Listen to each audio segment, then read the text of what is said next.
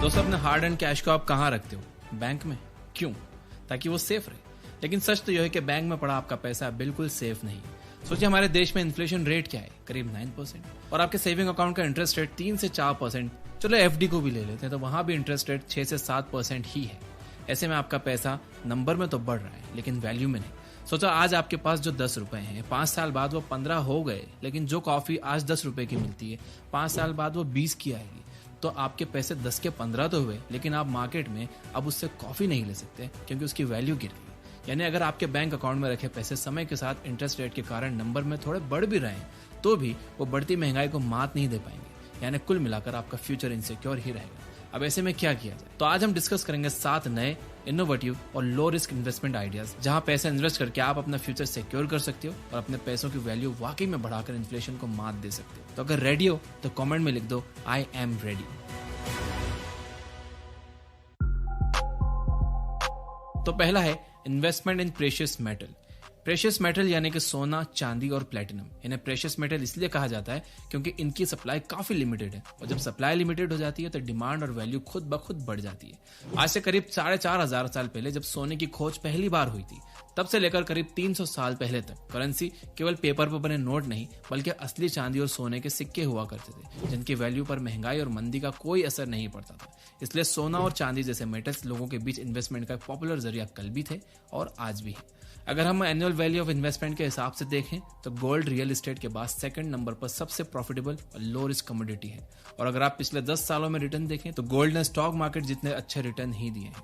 जो सोना आज से 10 साल पहले 18-19 हजार रुपए तोला था, आज वो 60 से 62 हजार रुपए हो गया। और कई मार्केट प्रिडिक्टर्स आने वाले सालों में इसे और भी ऊपर जाने की बात कर रहे हैं।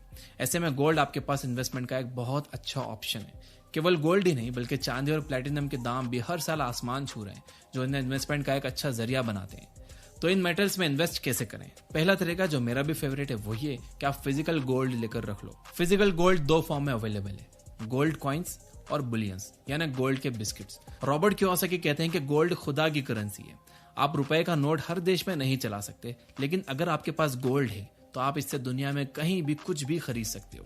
और ये एक ऐसी करेंसी है जिसे दुनिया की कोई सरकार बंद नहीं कर सकती। जैसे कि एक झटके में 1000 और 500 के नोट्स की वैल्यू 0 हो गई थी, लेकिन गोल्ड की वैल्यू वैसी की वैसी ही थी। गोल्ड में इन्वेस्टमेंट का दूसरा तरीका है डिजिटल गोल्ड। इसके अंदर आता है ETF यानी एक्सचेंज ट्रेडेड फंड, जो ऑलमोस्ट म्यूचुअल फंड की तरह ही होता है, बट वहां पर इन्वेस्टमेंट स्टॉक में होते हैं, यहाँ पर ये गोल्ड में इन्वेस्ट करते हैं। इसके अलावा गोल्ड म्यूचुअल फंड्स और सॉवरेन गोल्ड बॉन्ड जो RBI जारी करता है। अगर आप चाहते हो कि इन सब पर एक डिटेल्ड वीडियो बने तो जल्दी से कमेंट में मुझे बता दो, मैं आपके लिए वो वीडियो जरूर लाऊंगा। आइए अब जरा गोल्ड में इन्वेस्टमेंट के कुछ मार्केट पैरामीटर्स परख लेते हैं। पहला है रिटर्न। तो गोल्ड का एवरेज रिटर्न मोस्टली 8 से 10% का रहा है। दूसरा पैरामीटर है रिस्क, क्योंकि गोल्ड एक कमोडिटी है इसलिए यहाँ रिस्क के बहुत कम या मॉडरेट चांसेस है। तीसरा पैरामीटर है लिक्विडिटी। गोल्ड इन्वेस्टमेंट्स में आपको काफी लिक्विडिटी मिल जाती है, क्योंकि चाहे फिजिकल गोल्ड हो या डिजिटल, आप जब चाहे उसे सेल करके अपना कैश विड्रॉ कर सकते हो। आखिरी पैरामीटर है वॉलेटिलिटी। गोल्ड के रेट हाईली वॉलेटाइल है, खासकर त्योहारों के टाइम शॉर्ट पीरियड में काफी ज्यादा फ्लक्चुएशन आते हैं। 100 बातों की एक बात है कि गोल्ड इन्वेस्टमेंट हेजिंग के लिए परफेक्ट है। यानी जब मार्केट में उतार चढ़ाव आता है तो गोल्ड में इन्वेस्ट किया हुआ पैसा सबसे कम इफेक्ट होता है, तो आपको ये लॉस से बचा सकता है। इस वीडियो का सेकंड पॉइंट है investment in industrial commodities and raw material. Gold के अलावा कई और मेटल जैसे कि कॉपर, कोबाल्ट और एल्यूमिनियम भी बड़े काम के होते हैं। बहुत से इंडस्ट्रियल प्रोडक्ट्स में इनका बड़ा इंपॉर्टेंट रोल होता है। जैसे कॉपर वायर इलेक्ट्रिक अप्लायंसेस की मैन्युफैक्चरिंग में काम आता है, वहीं कोबाल्ट इलेक्ट्रिक व्हीकल्स की बैटरी बनाने में काम आता है। आजकल उसकी डिमांड काफी बढ़ गई है। इसी तरह सिलिकॉन जैसे रॉ मटेरियल्स जिनकी डिमांड टेक्नोलॉजी और ऑटोमोबाइल इंडस्ट्री में बूम के साथ बढ़ती जा रही है। जो कॉपर कुछ साल पहले 100 रुपए किलो था, वो आज 1000 रुपए किलो है, यानी 10 गुना प्रॉफिट। इसी तरह से 2012 में कोबाल्ट $20,000 पर टन था और 2022 में वो $40,000 पर पहुंच गया। तो हम कह सकते हैं कि इंडस्ट्रियल रॉ मटेरियल भी आपको काफी अच्छे रिटर्न्स दे सकते हैं। लेकिन एक छोटी सी प्रॉब्लम है, वो ये कि अगर आप इसे फिजिकल फॉर्म में खरीद कर रखोगे तो स्टोरेज की प्रॉब्लम तो आएगी ही, साथ इसके बायर्स और सेलर्स ढूंढना भी हम जैसे नॉर्मल लोगों के लिए आसान नहीं है। तो रॉ मटेरियल में इन्वेस्ट करने का दूसरा रास्ता है माइनिंग कंपनीज में इन्वेस्ट करना। मैं आपको स्पून फीडिंग नहीं करूंगा, आप खुद अच्छी लिस्टेड माइनिंग कंपनीज ढूंढिए। नंबर 3 है सेफ हेवन करेंसीज। नेता हो, अभिनेता हो, चाहे माल्या हो या नीरव मोदी, सबके पास स्विस अकाउंट जरूर होता है। क्या आपने कभी इस बारे में सोचा है कि ये सब लोग स्विस बैंक में ही अकाउंट क्यों खोलते हैं? इसका रीजन ये नहीं कि उन्हें वहां की वादियां पसंद है, इसका रीजन है स्विट्जरलैंड की करेंसी। वो क्यों, आइए समझते हैं। आपने सेफ हेवन करेंसी का नाम सुना है? जो लोग कुछ हट के सेफ इन्वेस्टमेंट करना चाहते हैं उनके लिए सेफ हेवन करेंसी में इन्वेस्ट करना बहुत ही अच्छा ऑप्शन है। दरअसल दुनिया में कुछ ऐसे देश हैं जहां जियोपॉलिटिकल स्टेबिलिटी होती है, जहां दुनिया की सबसे स्टेबल इकोनॉमिक सिस्टम होता है। वहां की करेंसी क्राइसिस के टाइम पर भी अपनी वैल्यू नहीं खोती, इनफैक्ट कई बार तो क्राइसिस में उसकी वैल्यू और बढ़ जाती है। ऐसी करेंसीज को सेफ हेवन करेंसीज कहते हैं, जैसे Swiss franc, US dollar, Japanese yen या फिर ब्रिटिश यूरो। इन सब में भी स्विस फ्रैंक इन्वेस्टमेंट का सबसे स्टेबल ऑप्शन है। साल 2009 में आई इकोनॉमिक क्राइसिस के दौरान एक स्विस फ्रैंक ही था जो सबसे कम इफेक्ट हुआ था। रिसेंटली रशिया यूक्रेन वॉर में भी जब यूएस ने रशिया पर बैन लगाया, उसके बाद रशिया ने भी स्विस फ्रैंक का ही इस्तेमाल किया सभी यूरोपियन कंट्रीज से ट्रेड करने के लिए। तो सेफ हेवन करेंसी आपके पैसों को कैसे बचाती है? मान लो कि आपके जेब में 500 का नोट है, आपको इकोनॉमिक क्राइसिस आई या देश में इन्फ्लेशन बढ़ा तो आपके 500 रुपए की वैल्यू 350 के बराबर होगी। लेकिन अगर आप उन्हीं पैसों को एक्सचेंज करके स्विस फ्रैंक के रूप में सेव करते तो आपको 5 साल बाद एक्सचेंज करने पर वही 500 रुपए 1000 या उससे भी ज्यादा बन सकते थे।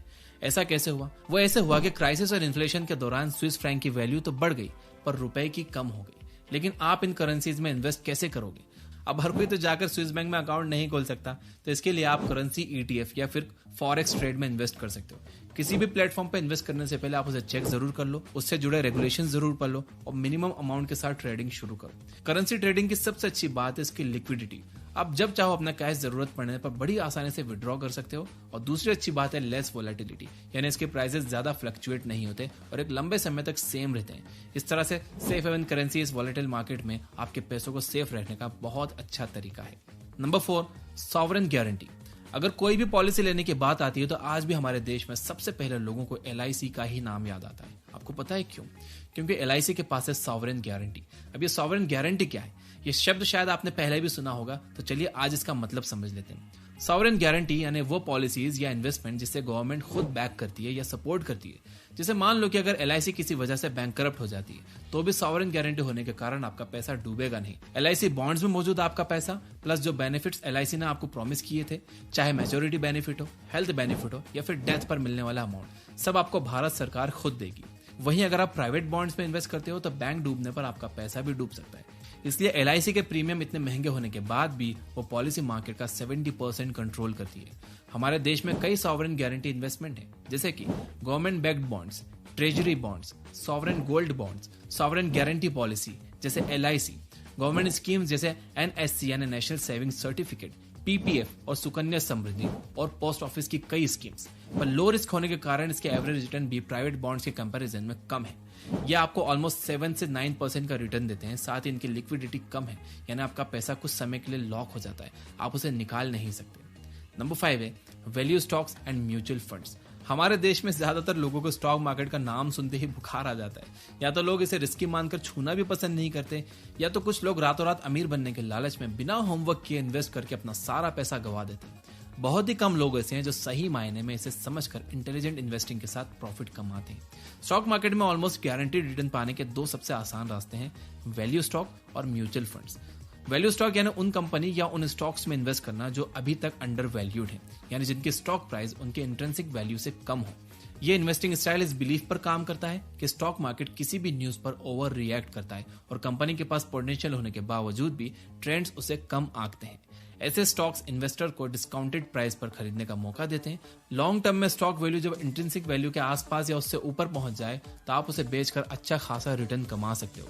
वही म्यूचुअल फंड्स को अगर आप समझो तो म्यूचुअल मतलब मिलकर, यानी जब कई सारे लोग मिलकर स्टॉक मार्केट में एक बड़ा पैसा इन्वेस्ट करते हैं। इन फंड्स की सबसे अच्छी बात यह होती है कि आपको खुद हर समय मार्केट पर नजर नहीं रखनी पड़ती। फंड क्रिएटर एक फिक्स्ड पोर्टफोलियो बनाते हैं और वो खुद कंपनीज में आपका पैसा इन्वेस्ट करके आपको अच्छे रिटर्न दिलाते हैं। अगर रिटर्न्स की बात करें तो ऑन एन एवरेज आपको 12 से 15% का रिटर्न मिलता है। रिस्क हाई टू मॉडरेट रहता है। लिक्विडिटी यूं तो है, जब आप चाहो अपना पैसा निकाल सकते हो, लेकिन अगर आप अच्छे रिटर्न्स चाहते हो तो आपको थोड़ा पेशेंस के साथ काम लेना होगा और कुछ समय वेट करना होगा, क्योंकि जब बात स्टॉक मार्केट की आती है तो वॉलेटिलिटी तो होती ही है।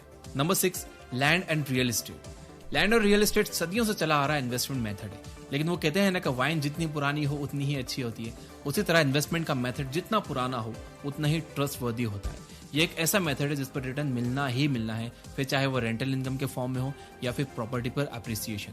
अगर आपके पास एक होलसम अमाउंट ऑफ मनी है तो आप बड़ी ही आसानी से किसी भी लैंड या रियल एस्टेट में इन्वेस्ट कर सकते हो। लेकिन अगर आपके पास काफी सारा पैसा जमा नहीं है तो भी आप रियल एस्टेट के मैदान में खेल सकते हो। कैसे? रीट्स के थ्रू। रीट्स यानी रियल एस्टेट इन्वेस्टमेंट ट्रस्ट, ये भी म्यूचुअल फंड का ही एक टाइप है, बस यहाँ पर ट्रस्ट के लोग मिलकर स्टॉक की जगह रियल एस्टेट में इन्वेस्ट करते हैं। ट्रस्ट क्रिएटर आपका पैसा किसी कमर्शियल प्रॉपर्टी जैसे मॉल, बिजनेस या शॉप्स में, या फिर रेसिडेंशियल प्रोजेक्ट्स जैसे अपार्टमेंट्स, हॉस्टल्स, रो हाउसेज, इन सब में इन्वेस्ट करता है और फिर जो रेंटल इनकम जनरेट होती है वो आपका डिविडेंड के थ्रू मिलती है। और प्रॉपर्टी का मार्केट अप्रिसिएशन आपके यूनिट होल्डिंग्स के बढ़ते प्राइस के रूप में रिफ्लेक्ट होता है। तो यानी अगर आपकी जेब में 500 रुपए भी हैं तो भी आप रियल एस्टेट इन्वेस्टर बन सकते हो। रही बात रिटर्न और लिक्विडिटी की, आप जब चाहो अपनी यूनिट होल्डिंग सेल करके आसानी से कैश विड्रॉ कर सकते हो। नंबर 7 है कलेक्टिबल्स। कलेक्टिबल्स यानी वो चीजें जो दुनिया में बहुत कम है, जैसे विंटेज कार्स, लिमिटेड एडिशन चीजें, पुराने कॉइन्स, स्टाम्प से लेकर पेंटिंग्स और कार्ड्स तक सब कुछ कलेक्टिबल्स के अंदर आता है। ये कैसे आपको पैसा कमा कर देते हैं? वो ऐसे कि शौक बड़ी चीज है। दुनिया में कई लोग कलेक्टिबल्स को लेकर इतने दीवाने हैं कि वो इसके लिए मुंह मांगी कीमत देने को तैयार होते हैं। जैसे लियोनार्डो दा विंसी की controversial painting Mundi the saviour एक ऑक्शन में $450 मिलियन की बिकी थी, जिसे सऊदी के crown prince Mohammed bin Salman ने खरीदी थी। वहीं 1986 में आर्टिस्ट जेफ कून्स का बनाया गया अल्ट्रा रैबिट का स्टील स्कल्पचर लगभग $91 मिलियन में बिका था। तो कब, कहां, कौन सा कलेक्टिबल कितनी प्राइस पर बिक जाए इसका अंदाजा लगाना थोड़ा मुश्किल है, क्योंकि किसी भी कलेक्टिबल की वैल्यू खरीदने वाले की नजरों में होती है। उसकी दीवानगी ही उसका प्राइस डिसाइड करती है। ऐसे ही कई कलेक्टिबल्स हैं जिनकी प्राइस वो जितने पुराने होते हैं उतनी ही बढ़ती जाती है। फॉर एग्जाम्पल टाइटैनिक से रिलेटेड चीजों की कलेक्टिबल की दुनिया में दीवानगी है और ये बहुत अच्छी कीमत में बिकती है। वैसे तो लोग कलेक्टिबल्स शौक के लिए खरीदते हैं, लेकिन अगर आप कलेक्टिबल्स इस मोटिव के साथ खरीदो कि आप इसे ज्यादा प्राइस में बेचकर प्रॉफिट कमाओगे, तो इसे कलेक्टिबल्स इन्वेस्टिंग कहते हैं। एक मुश्किल ये है कि कलेक्टिबल्स को रखने और खरीदने में अच्छा खासा पैसा लगता है, पर इसका भी इलाज है। आप बहुत सी वेबसाइट जैसे collectible.com पर भी अपने ट्रांजैक्शन कर सकते हो। अगर बड़ी चीजों में इन्वेस्ट करना आपके लिए पॉकेट फ्रेंडली नहीं है, तो जर्सी, कार्ड्स, स्टाम्प्स और कॉइन जैसी छोटी छोटी चीजों में इन्वेस्ट करके इन प्लेटफॉर्म पर आप सेल कर सकते हो। कलेक्टिबल में इन्वेस्ट करने का सबसे बड़ा फायदा यह है कि ये आपके पोर्टफोलियो को एक डाइवर्सिफाइड लुक देता है और आपको इन्वेस्टिंग के साथ साथ अपना पैशन फॉलो करने में भी हेल्प करता है।